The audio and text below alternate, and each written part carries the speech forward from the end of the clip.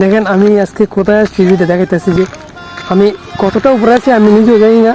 মানে এটা উমনের মধ্যে হয়তো হয়তো না, এটা উমনের মধ্যে সবচেয়ে উপরে জায়গা।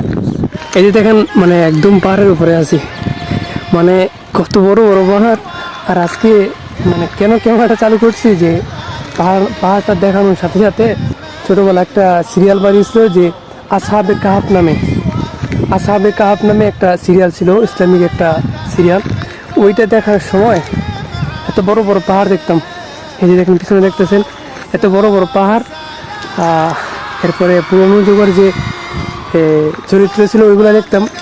তো ওইগুলো আজকে আমি নিজের চোখে দেখতেছি।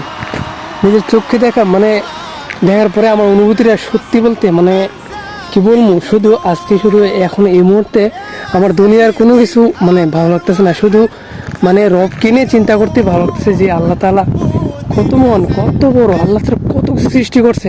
মানে এগুলোর দিক তাকাইলে না জানি আল্লাহ কত শক্তিমান, এগুলো কত বড় বড় পাহাড় দেখতে পাচ্ছেন। এই যে আমার নিচে এগুলো হয়তো আপনি দেখতে মনে করবেন লাকড়ি, যেটা আমরা কাঠ থেকে ওই যে গাছ থেকে নিই, কিন্তু এটা লাকড়ি না, এটা হলো পাহাড়।